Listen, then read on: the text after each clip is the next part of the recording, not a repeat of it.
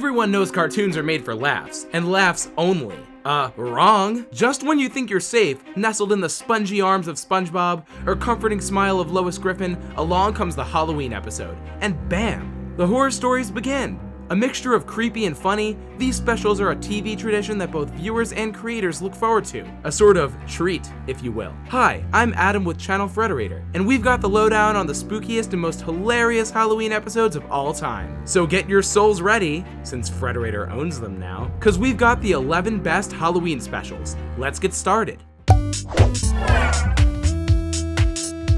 Number 11, Ed, Ed, and Eddy. Ed, Ed, and Eddy's Boo Ha Ha. What's scarier than three guys with the same name? The episode where Ed with one D loses his mind. It begins with an angry Eddy, who just finished detention on Halloween, but that's not going to stop the Edwards from having the best Halloween ever. Double D and Eddy find Ed in a TV zombie stupor from watching scary movies for hours. Eddy snaps him back to reality when he reveals a map he got to Spookyville, the part of town that gives out buckets of candy. Only problem is, the map looks like a Jackson Pollock painting, and the likelihood of finding that neighborhood in the dark on Halloween night is extraordinarily low. Sorry. What makes this episode, besides Ed's bubonic plague costume, is that on the way, Ed experiences an extreme case of hallucinations and paranoia from watching horror films all day. Every trick-or-treater looks like the next evil threat to Ed. He launches into attack mode, fighting every kid they encounter, and even tells Alien Jimmy that the Earth isn't his salad bar. I gotta use that line. But the boys keep pressing on through death-defying adventures to get to Spookyville, and they finally make it. Kind of. They end up making a complete circle back to their own neighborhood. Wah wah. And all of Ed's victims band together to get a little payback. Yikes. It may not have been the Edwards' best Halloween ever, but it's definitely one they won't forget. And neither will we. Number 10. The Simpsons, Treehouse of Horror 17. The Treehouse of Horror series is a Simpsons tradition that started way back in 1990, during season 2. Fast forward to season 27, episode 5, part 1 of the 26th installation of the Simpsons Halloween specials, and they're still as creative as ever, but with updated technology. Nowadays, even Bart's got a smartphone. In this special, Bart gets a few mysterious text messages from old pal Milhouse, who we soon learn was sent by Sideshow Bob. And no, he doesn't have backstage passes to meet Krusty the Clown, but he does have a nifty spear gun, which he's been waiting to use on Bart for 24 years. But just killing Bart isn't enough, no. And that's what makes this special so great. Sideshow Bob realizes that nothing gives him the same satisfaction as killing Bart Simpson. So he does what any normal psychopath would do and creates a time machine to bring Bart back to life, so he can kill him over and over again. Ay caramba! Frankenstein must be turning over in his grave. Luckily, with the help of the family dog, the Simpsons are able to break in and bring Bart back to life, but not without causing a little Halloween havoc themselves. After killing Bob, Bart takes Bob's head along with a horn, a chicken body, frog legs, a tail, and a Bart boogie to bring him back to life as an unknown awkward creature. Looks like Sideshow Bob has become Freak Show Bob. Now that's karma. Number 9. American Dad, best little horror house in Langley Falls. Stan and Francine always have the best haunted house in the neighborhood every year. Every year except this one. The Smiths have met their match this episode when former Disney Imagineer Buckle and his wife Sherry decide to partake in the festivities. As the decorating begins, Scott and his friends head to the Yoshida house for some early trick-or-treating. They find Toshi and Mrs. Yoshida fighting about Toshi not wanting to wear a samurai costume out in public. Mrs. Yoshida instead asks Scott to take her beautiful daughter, dressed as Chun-Li, out for trick-or-treating. With one look, Scott is smitten. I'm talking roundhouse kicked off his feet. Samurais and Street Fighter references? I'm already hooked. The epic scene that makes this episode so horror-ifically good comes after the Smiths try a whole new haunted house idea. Roger tells them to use all real props to compete with Buckle, like real bodies and real eyeballs. Ugh, gross. As if that idea isn't creepy enough, Stan goes all out, and instead puts real serial killers in glass containers. Of course, shit hits the fan when the serial killers break out of their cases. Everyone goes back to Stan's house, and in a Quentin Tarantino ninja battle, Toshi Yoshida comes out of nowhere and wipes out the killers with a samurai sword procession. Take that, Chun-Li. Celebrating forgotten serial killers and diversity? Now that's America. Number 8. Regular Show, Terror Tales of the Park. This is the first Halloween special for Regular Show. The episode is a 3-parter. Sound familiar? Well, creator J.G. Quintel has often credited The Simpsons as a heavy influence, so it wouldn't be surprising if Terror Tales of the Park Part 26 is in the works. In this episode, the segment called Creepy Doll is the stuff that nightmares are made of. Mordecai and Rigby lend a hand for a day of spring cleaning. But things get messy when Pops finds his old childhood doll, Percy. Even though Percy is programmed to say over 200 things with a pull of his drawstring, he keeps saying, "I am going to draw on your face." Creepy and hilarious at the same time. Percy begins repeating this line, but without his drawstring being pulled. He won't let it go, an evil prankster. He tries to trap the gang in the basement, but Pop stands up to him and kicks him into a fiery furnace. Aw, he just wanted a laugh. I hope there are a lot of markers in Evil Doll Heaven. Number 7. Futurama, The Honking. In The Honking, Bender finds out his uncle passed away, and the reading of his will takes place the following day. Naturally, our beloved Bender is not sad at all. On the contrary, he's excited about his newfound fortune. But Bender and gang must spend one full night in his uncle's castle in order to own full rights of the estate. I don't like the sound of this. Castles are already creepy. They quickly learn that they are dealing with a binary poltergeist, cause what else would it be? The professor discovers that all of Bender's relatives are using holographic technology to project themselves throughout the house. Someone please tell Bender that, because he is losing it. Before anyone can catch up to a panicked Bender, a mysterious howling car runs him over. Yeah. And if you didn't catch it, The Honking is a play on the 1981 film The Howling. Get it now? Good. Besides having an awesome spoof, this episode adds on an evil curse and a gypsy. The gypsy reveals that Bender was attacked by a werecar, who cursed him when he was hit, and eventually, he too will suffer the same fate and kill the ones closest to him. The only way to rid the curse is to kill the original werecar. When they find the most evil car, Project Satan, a bit of that evil energy starts to rub off on Bender. He transforms into the car and decides to try to take out Fry. So if we've learned anything from this episode, it's that your closest friends will be the ones to kill you in the end. Number 6. Ren and Stimpy, Haunted House. This episode is definitely one of the funnier Halloween specials. They open up with the two pals right smack in front of a haunted house. Stimpy points out, "Look, Ren, this looks like a great place to spend 12 minutes. Get it? Because 12 minutes is exactly half an episode, huh? Okay, moving on. Peering from the window is a ghost with the cutest little hat. He's pretty jaded about scaring intruders. He has been doing it for 2 lifetimes, after all. It's pretty effortless for him. Until he meets the ever so dense Ren and Stimpy. Nothing he does gets a rise out of them. He even goes psycho on Stimpy in the shower, but Stimpy just ends up using the ghost as a towel. And let's just say, Stimpy puts the towel to good use.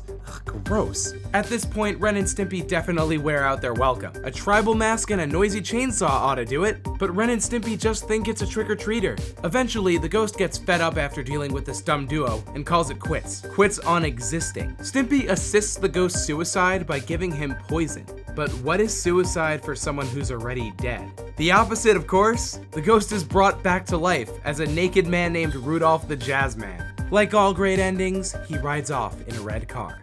Number 5. SpongeBob SquarePants Graveyard Shift. Being underwater can't even stop the horrors of Halloween. When Mr. Krabs decides that the Krusty Krab should be opened for 24 hours, SpongeBob and Squidward are quickly recruited to work the graveyard shift. Everything is going perfectly fine until Squidward brings up an imperfect past. That is, the legend of the hash-slinging slasher. Ooh. According to Squidward, the slasher used to be a fry cook just like SpongeBob, and was just a little clumsy. Okay, a lot clumsy. The man chopped off his own hand. Luckily, he was able to replace his loss with a handy spatula, but soon after was hit by a bus. What? At this point, it becomes obvious to us, but not to SpongeBob, that the whole story is just plain made up. But Squidward continues his theatrics and finds SpongeBob's nervous breakdown quite amusing. That is, until Squidward gets a taste of his own calamari. Soon, all the signs leading to the slasher's return start to actually happen. The lights flicker, the phone rings, then a late bus arrives, and it's him! The spatula and all! The scary slasher man steps into the light to reveal it's just an applicant who called earlier, but hung up because he was too nervous. He brought his own spatula too. Man, urban legends. Get me every time. Number 4. Courage the Cowardly Dog, The Demon in the Mattress. Creepy stuff happens in the middle of nowhere, which is why every episode of Courage seems like a Halloween celebration. But this particular episode is creepier than most. Muriel and Eustace need a new mattress, and yes, check out the morning paper, there's a mattress sale. It's the mattress that will change your life forever. If it sounds too good to be true, it is. Muriel calls the number and the salesman sounds like he is selling mattresses for graves. Say what? Yeah, graves. But who cares? Muriel wants a new mattress and she wants it now. The mattress comes to the house delivered by a dark horse and carriage, and is placed in the house by rats. Even a big green face appears on occasion, yet Courage seems to be the only one seeing this. Don't you hate when no one believes you? Muriel gives the bed a little test sleep, and the perks of this bed are out of this world. Literally, complete with a beautiful green glow and effortless levitation.